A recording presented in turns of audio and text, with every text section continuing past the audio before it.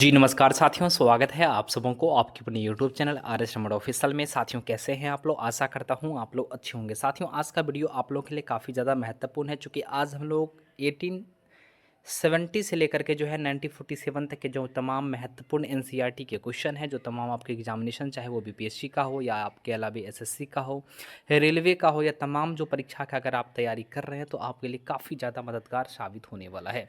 तो दोस्तों ये यूपीएससी के जो लगातार जो क्वेश्चंस पूछे जाते हैं वो एनसीईआरटी से आते हैं। तो आइए एक एक करके सारे क्वेश्चंस को हम लोग देखते हैं और एनसीईआरटी को पढ़ने का काम करते हैं। सबसे पहले भारतीय राष्ट्रीय आंदोलन का संगठन, ये 1870 से लेकर के 1947 तक की जितनी सारी घटनाएं हुई हैं, इन सभी घटनाओं को एक एक करके हम लोग पढ़ने का काम कर रहे हैं।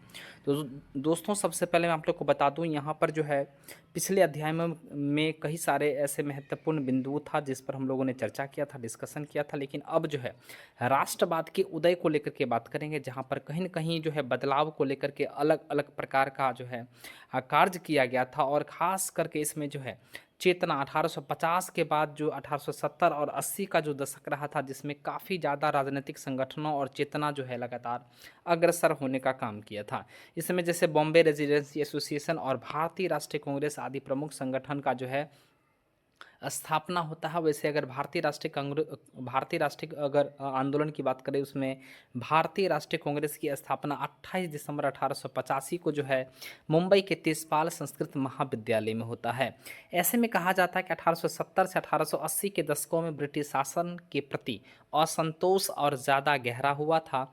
1878 में आर्म्स एक्ट पारित किया गया था। जी हाँ दोस्तों, यहाँ से क्वेश्चन आपका बन रहा है कि 1878 में जो है आर्म्स एक्ट पारित किया गया था। और ख़ास करके 1870 से 80 का जो दशक रहा था, इसमें ब्रिटिश शासन को लेकर काफ़ी ज़्यादा असंतोष ज़्यादा गहरा होना प्रारंभ हो गया था। साथ में मैं आप लोग को बता दूं, 1883 ईस्वी में सरकार इल्बर्ट बिल लागू करने का प्रयास भी किया था।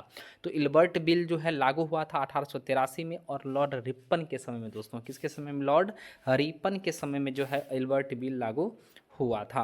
अब हम लोग अगर अगले प्रश्न की ओर बात करेंगे, तो यहाँ से क्वेश्चन आपका बन रहा है कि भारतीयों के लिए अखिल भारतीय संगठन की ज़रूरत 1880 से ही महसूस की जा रही थी, परंतु इल्बर्ट विधेयक ने चाह और गहरा कर दिया। 1885 में देश भर के 72 प्रतिनिधियों ने मुंबई में सभा करके भारतीय राष्ट्रीय कांग्रेस की स्थापना का फैसला किया।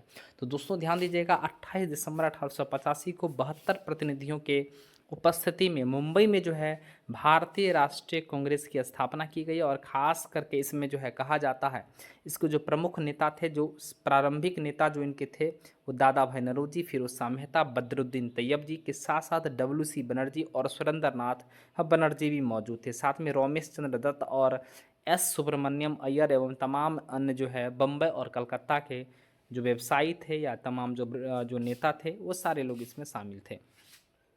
अब इसमें कहा जाता है कि उन्होंने युवा राष्ट्रवादियों का मार्गदर्शन किया। सेवानिवृत्त ब्रिटिश अफसर एओ हुम, यानी एओ हुम जो है इनका संस्थापक माना जाता। और ख़ास करके एओ हुम क्या थे? वो सेवानिवृत्त ब्रिटिश के अफसर थे, ब्रिटिश के वो अफसर थे सेवानिवृत्त, ठीक ना। कांग्रेस के पक्ष में बोलने का प्रयास कर रही थी कौन कौन? 1886 में जनवरी में जो है इंडियन मिरर नामक अखबार ने लिखा था कि मुंबई में आयोजित प्रथम राष्ट्रीय कांग्रेस हमारे देश की भावी संसद का केंद्रक है और हमारे देश वासियों के लिए अकल्पनीय रूप से लाभकारी परिणामों को जन्म भी देगा। तो यहाँ से क्वेश्चन बनेगा कि किस अखबार ने लिखा था 1886 में कि हमारे देश की भावी संसद का केंद्रक जो है, प्रथम आयोजन जो हुआ था मुंबई में 28 दिसंबर को 1885 को, इसको लेकर के लिखा था। बदरुद्दीन तैयब जी ने 1887 में कांग्रेस की अध्यक्ष की हैसियत से उन्होंने कुछ कहा था। क्या कहा था इसको देख लेते हैं। यह कांग्रेस भारत के किसी एक वर्ग या समुदाय के प्रतिनिधियों से मिलकर नहीं बना है, बल्कि यह भारत के सभी समुदायों की संस्था है। यह किसने कहा था? तो बदरुद्दीन तैयब जी ने कहा था। कब कहा था? 1887 में अध्यक्षता के दौरान उन्होंने कहा था, यानी 1887 के अध्यक्ष बदरुद्दीन तैयब जी थे, उन्होंने ही। यहाँ से क्वेश्चन आपका बनेगा कि दादा भाई नौरोजी की जो पुस्तक है, जिसका नाम है poverty and un British rule in India, poverty and un British rule in India जो है, ये ब्रिटिश शासन के आर्थिक परिणामों की बहुत तीखी आलोचना की गई थी इसके माध्यम से। तो दादा भाई नौरोजी की जो पुस्तक थी, इस पुस्तक जो इनका नाम है poverty and un British rule in India, इसमें जो है काफ़ी ज़्यादा आर्थिक परिणामों को तीखी आलोचना ब्रिटिश सरकार की गई थी।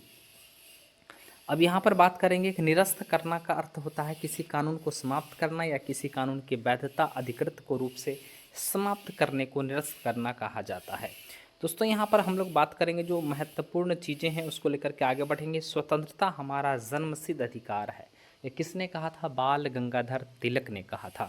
1890 के दशक बहुत सारे लोग कांग्रेस के राजनीतिक तरीकों पर सवाल खड़ा करने लगे थे। बंगाल, पंजाब और महाराष्ट्र में बिपिन चंद्र पाल, बाल गंगाधर तिलक और लाला लाजपत राय जैसे नेता अमूल परिवर्तनवादी उद्देश्य और पद्धतियों के अनुरूप काम करने लगे थे। दोस्तों यहाँ पर 3 नाम सामने आता है।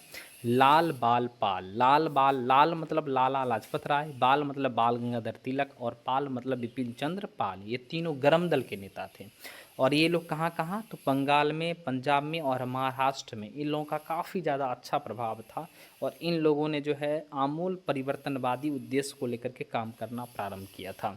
स्वतंत्रता मेरा जन्मसिद्ध अधिकार है, मैं इससे लेकर के रहूँगा, यह जो नारा है वो बाल गंगाधर तिलक के द्वारा जो है प्रस्तुत किया गया था, प्रदान की गई थी।